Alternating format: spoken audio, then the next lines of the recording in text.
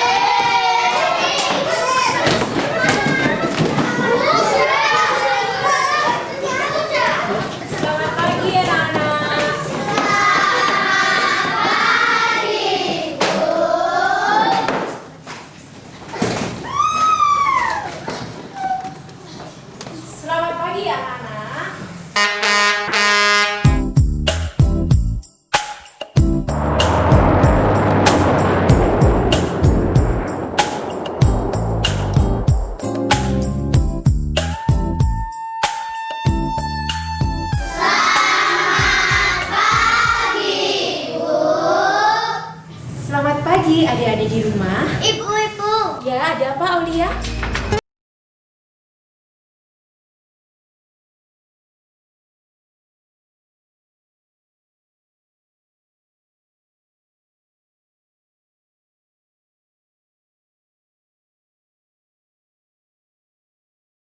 Ibu jalan-jalan ke museum. Ah, menyenangkan sekali.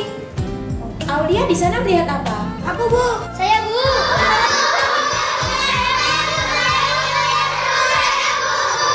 Iya, semua pasti ingin menceritakan pengalamannya ketika liburan kemarin. Ibu yakin semuanya berkesan. Tapi gimana kalau kita dengarkan dulu cerita dari Mbak Aulia? Silahkan Mbak Aulia. Aku kemarin melihat ada lukisan-lukisan, lemari-lemari, patung-patung, semuanya kelihatan tua, Bu. Wah, menyenangkan sekali ya. Lain kali kalau ada yang sana, Ibu diajarin di sini ya. Aku, Bu. Ibu aku kemarin pergi ke pantai. Aku mau mancing bersama ayah.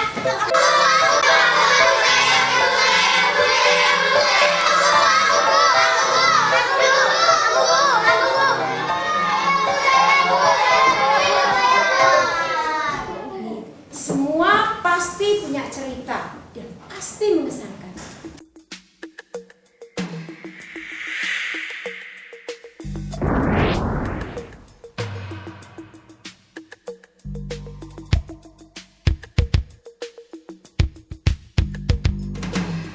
Tapi gimana kalau kita tidak sebentar? Karena kalau tidak, kajian pagi ini tidak akan pernah dimulai. Bagaimana? Setuju? Nah, mari kita awali kelas kita ini dengan berdoa terlebih dahulu. Adik-adik di rumah juga ikut berdoa ya. Duduk Islami. Waidun satu. Islami dua. Salah satu. Tiga. Keatur. Empat. Berdoa mulai. Satu, dua, tiga.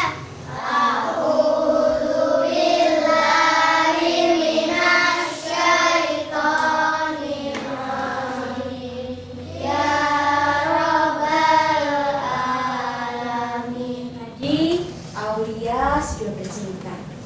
Siapa yang memiliki cerita lain untuk diceritakan?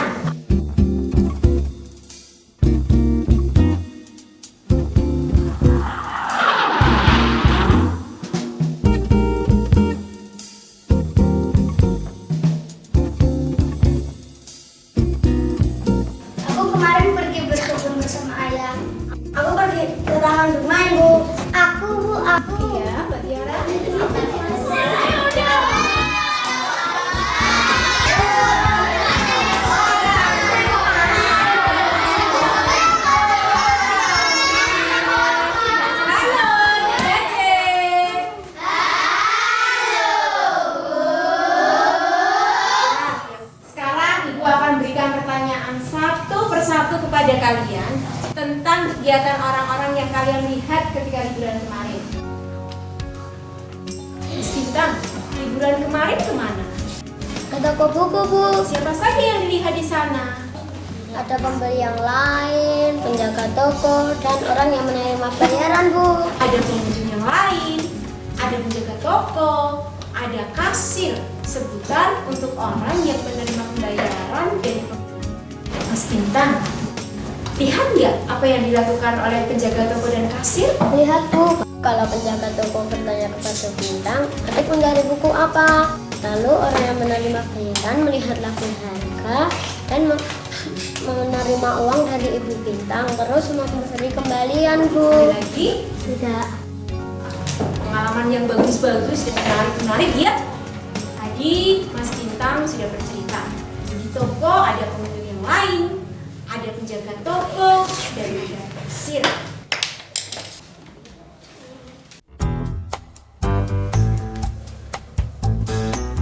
Ada yang berlibur ke tempat yang lain? Saya ke pantai, Bu. Di pantai ada apa? Kamu lihat siapa di sana? Di sana banyak nelayan, Bu. Bagus. Tadi Adik dan Bintang sudah menemui para nelayan, penjaga toko, dan kasir. Sekarang Ibu bertanya, apa kesamaan dari mereka?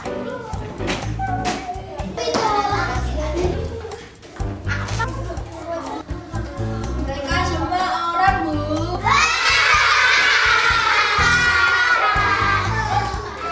Iya, betul Mas Bimo, semua adalah orang.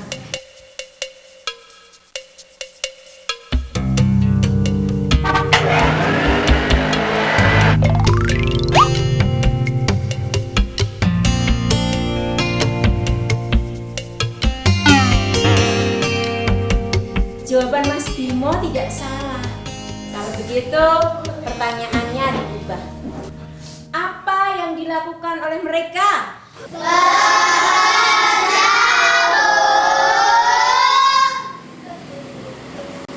Ya, sepertinya ada yang mau disampaikan oleh Mbak Titi.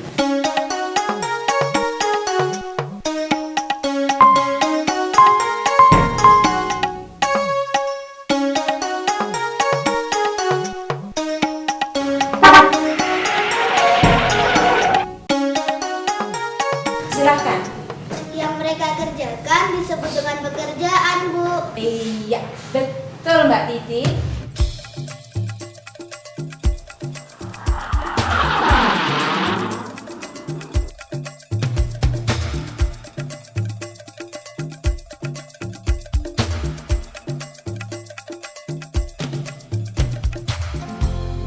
Yang dilakukan oleh para nelayan, penjaga toko, dan kasir disebut dengan pekerjaan. Nah, kita akan coba kenali lebih dekat tentang pekerjaan. Saat ini pemerintah kita di dalam pendidikan mengembangkan kurikulum berbasis kompetensi. Pada kesempatan kurikulum berbasis kompetensi, kurikulum ini memungkinkan anak untuk tidak hanya menghafalkan satu proses atau substansi pembelajaran, tetapi lebih jauh dia menguasai. Proses menguasai ini tentu berbeda dari proses menghafal. Kemudian yang terakhir adalah keterampilan guru. Keterampilan guru yang dulu merupakan center dari proses pembelajaran, saat ini mulai harus digeser. Guru adalah menjadi proses yang dapat menstimulasi proses pembelajaran. Stimulator proses pembelajaran ini mestinya bisa dilakukan dengan lebih menyenangkan. Guru yang bisa memberikan motivasi pada siswa, guru yang bisa memberikan reinforcement atau penguatan kepada siswa.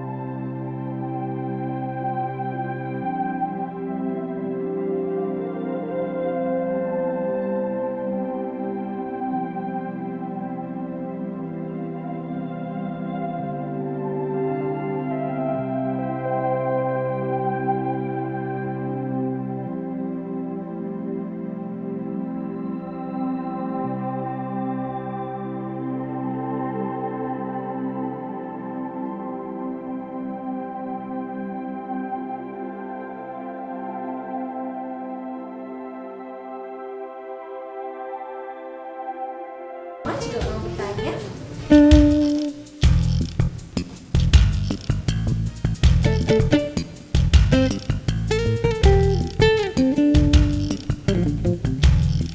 Saya Bu, saya minta apa sih Bu?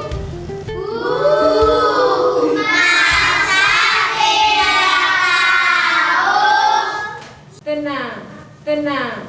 Bagus ada yang berani bertanya. Tadi pertanyaan Mas Bimo bagus kok. Siapapun yang tidak tahu tidak boleh malu bertanya. Karena apa? Kalau malu bertanya, kenapa anak-anak? Iya, pinter semuanya. Sekarang kita dengarkan jawaban dari Mas Ardin. Siapa tahu selain Mas Bima ada juga yang tidak tahu. Mungkin teman-teman di rumah juga tidak tahu. Silakan Mas Ardin. Saat itu catatan ya isinya nama-nama obat yang harus diberi pasien. Iya, bagus Mas Ardin. Ada lagi yang ingin bertanya kepada Mas Ardin? Tidak. Baiklah, kalau tidak ada lagi yang mau bertanya kepada Mas Ardin boleh duduk kembali. Tepuk tangan untuk Mas Ardin.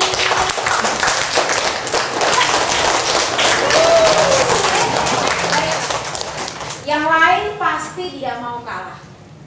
Siapa yang berani seperti Mas Ardin?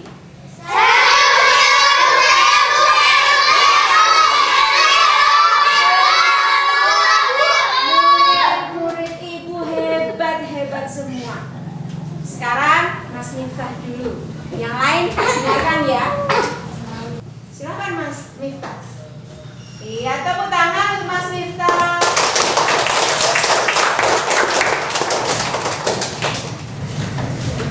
Guru, boleh tidak kalau yang menceritakan pekerjaan kakek? Boleh, enggak apa-apa. Apa pekerjaannya? Aku seorang petani yang hebat, dia tinggal di Banyuwangi. Meskipun dia memiliki sawah yang luas sekali, meskipun memiliki petani yang banyak, kakekku tetap bekerja di sawah dan menanam padi. Katanya bekerja di sawah itu sangat mengasihkan. Kalau aku ke sana, aku juga sering diajak dengan dan pergi ke sawah. Setelah padi kakekku menua dan bisa diambil berasnya, kakekku menjualnya ke pasar-pasar. Wah, menyenangkan sekali sepertinya. Mungkin teman-teman di sini dan teman-teman di rumah ada yang mau bertanya?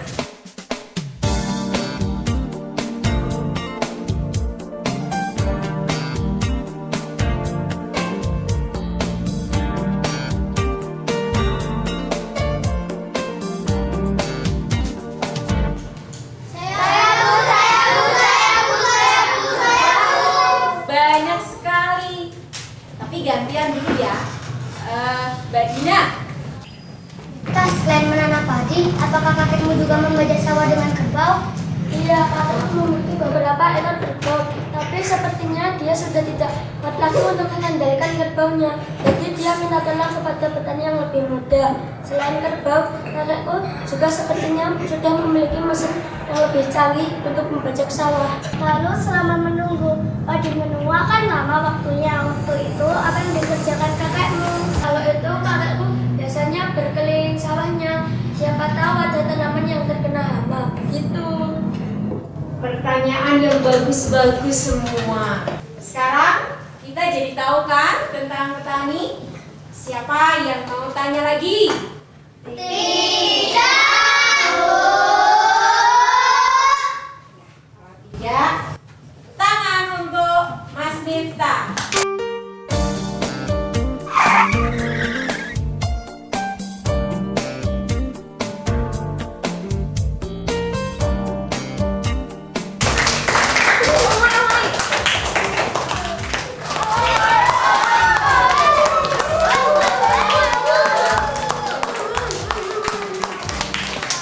Saya ingin ada satu lagi yang maju.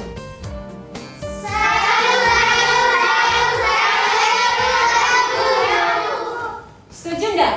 Kalau yang maju kali ini teman kalian yang belum mencoba.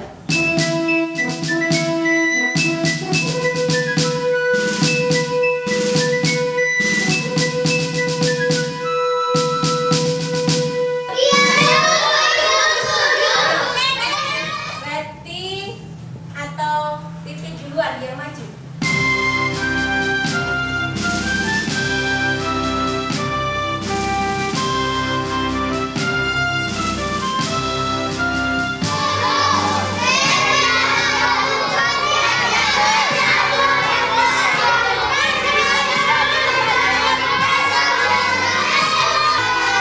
Anak-anak itu kan semua pemberani.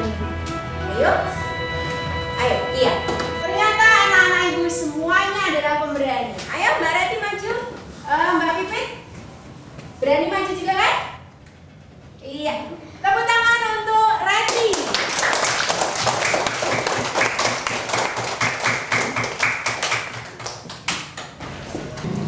Aku mau bercerita tentang pekerjaan ayahku. Ayahku bekerja di tempat perbaikan komputer. Setiap harinya, ia memperbaiki komputer orang-orang yang rusak. Ibuku juga bekerja di rumah ibu menjahit. Pelanggannya sangat banyak. Ibu bisa membuat baju anak-anak maupun orang dewasa. Mau tanya Bu, Ya boleh. apakah ayahmu juga memperbaiki televisi di tempat kerjanya? Tidak, tempat ayahku bekerja khusus untuk memperbaiki komputer. Kalau printer sih juga bisa. Kalau peralatan game bisa tidak?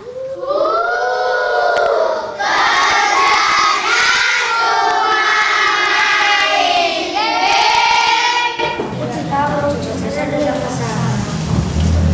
Iya. Kalau Reti tidak tahu, biar tanyakan dulu pada ayahnya ya Bima. Ada lagi yang mau bertanya? Baik, kalau tidak ada, terima kasih ya Reti. Tepuk tangan untuk Reti.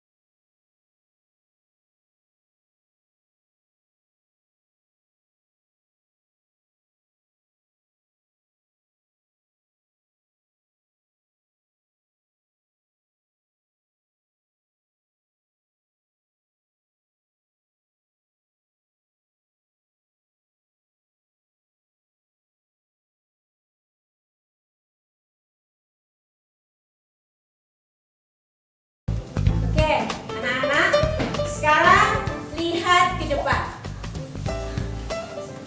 Lihat daftar nama-nama pekerjaan ini. Sekarang Ibu mau bertanya. Kalau kita dengar dari ceritanya Miftah tadi, apa yang dihasilkan oleh para petani dari pekerjaannya?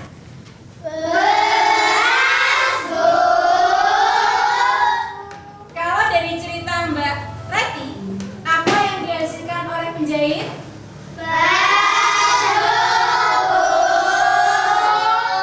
Benar. Berarti kalian tadi semua mendengarkan temannya berbicara. Nah, sekarang baju dan beras bisa dipegang dan bisa dilihat tidak? Mengapa bisa dipegang? Teman-teman mungkin tahu mengapa baju dan beras bisa dipegang? Karena ada bentuknya, Bu. Karena beras dan baju bukan benda gas, Bu. Jadi bisa dilihat dan dipegang. Benar. Berarti baju dan beras merupakan apa? Benda padat, Bu. Iya, benar sekali. Jadi, petani dan penjahit menghasilkan barang atau benda yang bisa dilihat dan dipegang. Nah, sekarang kalau dokter seperti ayahnya Ardin, apa yang dihasilkan? Membuat orang sakit jadi sembuh, Bu. Iya, Bu. Orang yang sakit tidak sakit lagi. Ya, benar.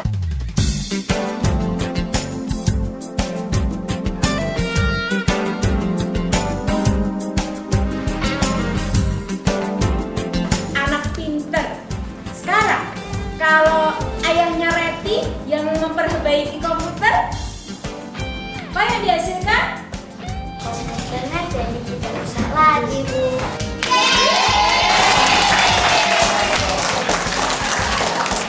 Pinter. Sekarang bisa nggak kalian melihat dan memegang hasil pekerjaan dokter dan hasil pekerjaan ayah Reti yang memperbaiki komputer? Bisa Bu, kan pasien dan komputernya bisa dipegang. Salah, pasien kan yang bikin bukan dokter. Ayah nanti juga tidak membuat komputer. Jawaban yang bagus sekali. Tapi betul kata Aulia, pasien dan komputer bukan hasil pekerjaannya. Coba, siapa yang bisa memberikan jawaban yang lebih tepat?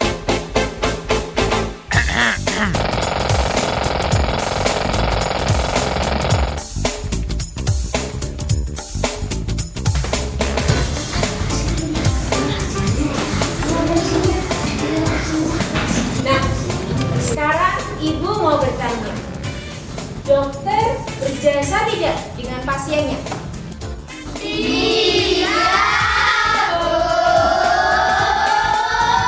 Kalau dokter berjasa, apa yang dihasilkannya? Jasa, Bu. Iya, betul. Mengobati orang sakit, memperbaiki komputer merupakan jasa. Sekarang, apa perbedaan hasil pekerjaan petani dengan hasil pekerjaan dokter? Ayo, siapa bisa?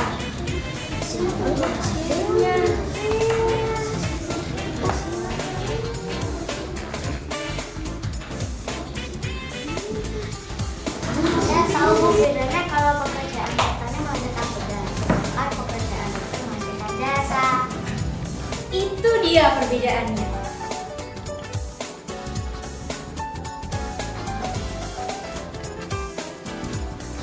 Nah, adik-adik di rumah, sekarang tahu kan perbedaannya? Semua pekerjaan yang ada di daftar ini termasuk jasa. Sekarang, coba sebutkan pekerjaan yang lain selain yang ada di daftar ini dan merupakan jasa. Guru, Bu.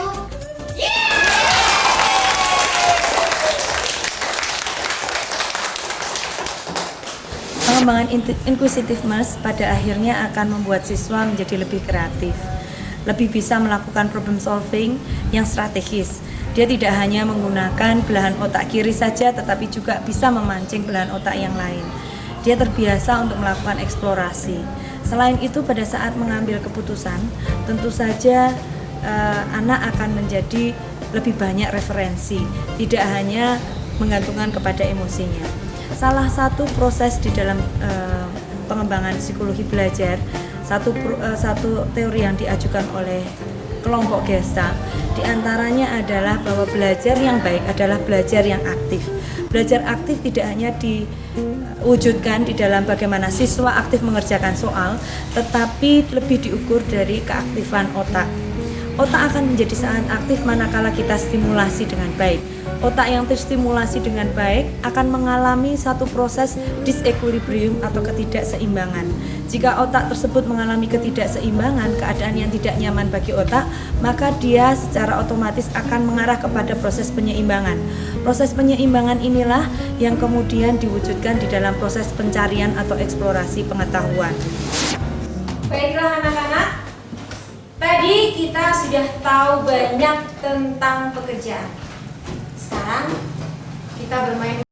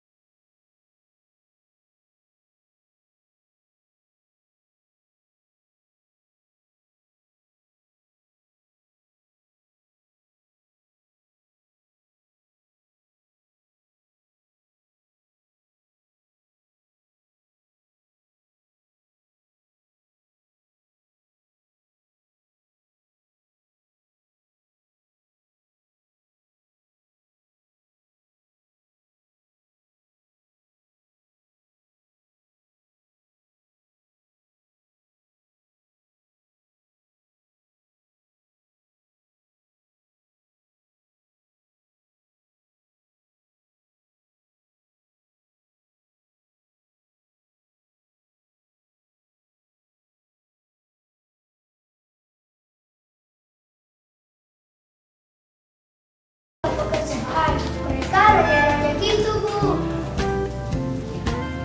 Teman-teman di rumah sudah ingat apa itu kuis siapa dia?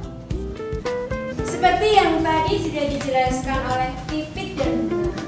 Kuis siapa dia adalah kuis di mana peserta kuis akan berusaha menebak pekerjaan dari tamu kuis tersebut. Tamu kuis tersebut memiliki pekerjaan yang dirahasiakan. Nah, peserta kuis akan mengajukan beberapa pertanyaan. Kita akan bermain kuis siapa dia, Bu.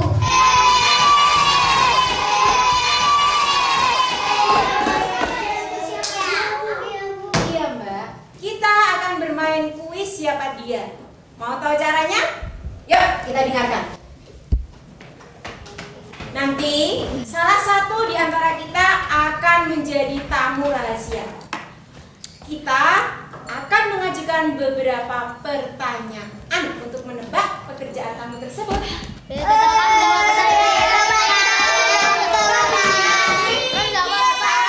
Ada aturannya. Pertanyaannya harus yang bisa dijawab iya, tidak, kadang-kadang juga boleh. Paham?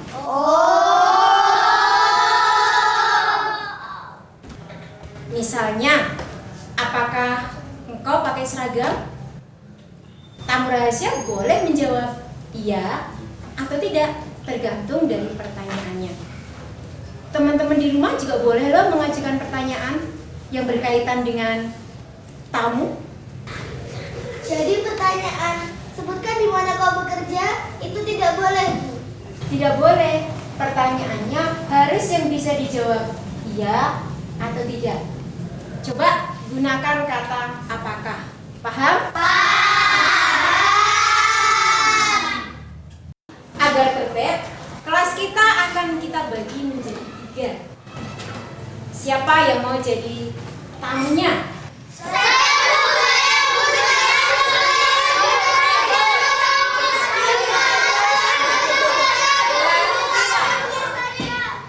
Silakan kita.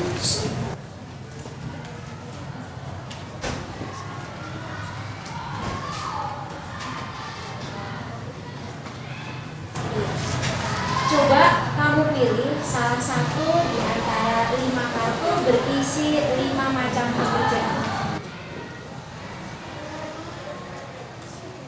Ini akan menjadi pekerjaan. Siswa yang lain boleh mempersiapkan pertanyaan. Kamu pelajari ya. Pastikan baik-baik, jangan sampai teman kamu tahu apa itu. Ada yang mau ditanyakan, Mbak Nadia? Nanya apa ya? Kamu boleh nanya apa saja yang kira-kira ada kaitannya dengan pekerjaan. Misalnya, di mana kamu bekerja? Jadi saya boleh nanya, apakah kamu bekerja di pasar? Boleh banget. Bagus sekali pertanyaan. Ternyata Mbak Nadia sudah bisa. Selain tempat, kalian juga boleh menanyakan hasil. Oke, siap? Teman-teman di rumah juga siap? Oke, giliran yang mengajukan pertanyaan akan dimulai dari sebelah kiri, tengah, dan kanan. Yang mengajukan pertanyaan akan dimulai dari Dina, Aulia, Bunga, dan seterusnya. Sebaliknya dari Titi, Winda, Ardin, begitu seterusnya. Apakah kamu laki-laki?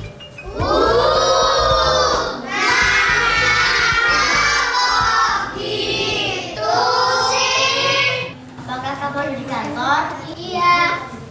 Apakah kamu menghasilkan kerajinan? Tidak. Apakah kamu memakai komputer? Tidak. Apakah kamu memakai stetoskop? Tidak. Apakah kamu memakai seragammu? Iya. Warnanya putih? Bisa iya, bisa tidak. Biru? Bisa iya, bisa tidak. Satpam. Iya, betul. Jawabannya adalah satpam.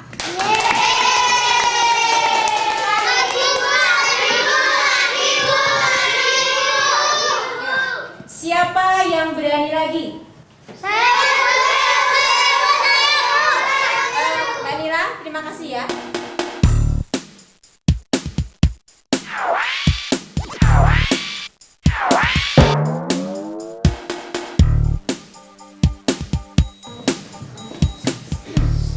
Mas Bimo dari tadi kok senyum-senyum saja? Mbak Mida, coba sini.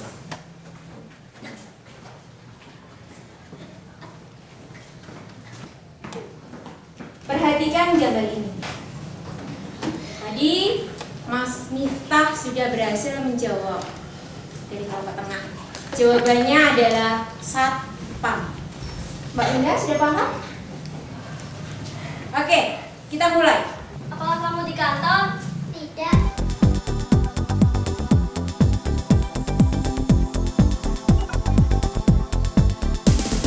Ayo, ada lagi yang mau tanya? Apakah kamu memakai seragam? Masun, bisa bantu pindah nggak? Kalau kamu itu pakai seragam nggak sih? Oh iya, terima kasih, terima kasih. Baik, jawabannya bisa iya, bisa tidak. Apakah kamu menghadirkan makanan? Tidak. Apakah kamu satpam?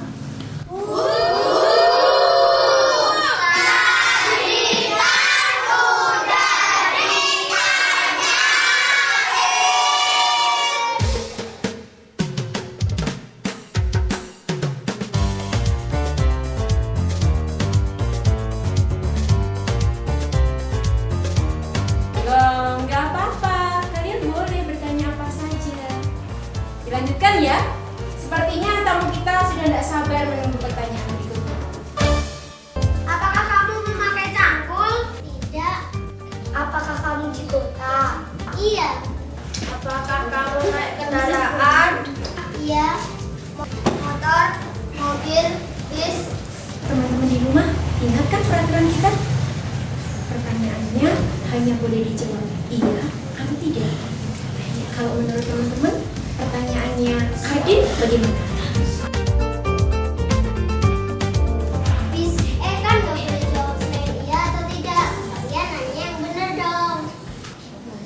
Oh, supir. Iya deh. Apakah kamu supir? Tidak. Oh, aku tahu. Apakah kamu kernet? Iya. Wah, seru sekali. Selamat untuk semuanya. Tapi waktunya sudah mau habis. Nah, sekarang tugas di rumah. Pekerjaan apakah di pasar dan di rumah sakit yang menghasilkan barang?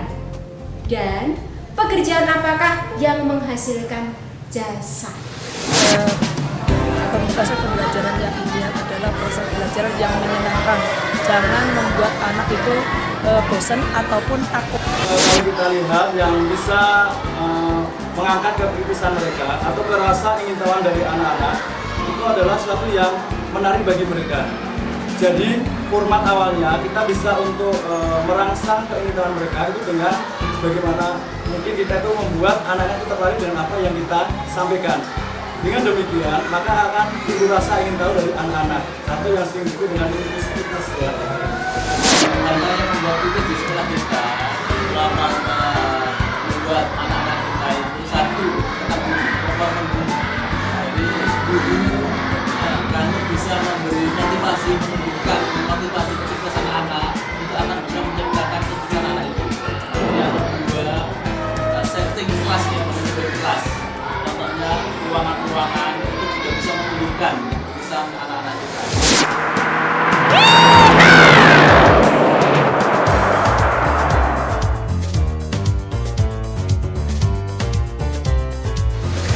Kalau di sekolah tuh banyak teman, ada guru yang baik.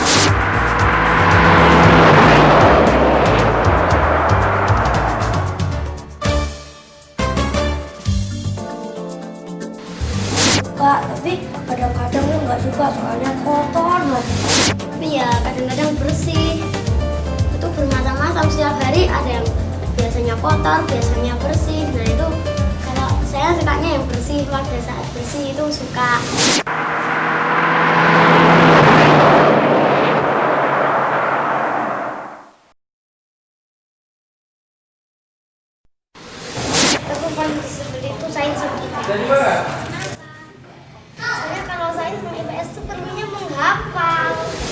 Nah, keterampilan guru ini tampaknya perlu dikembangkan.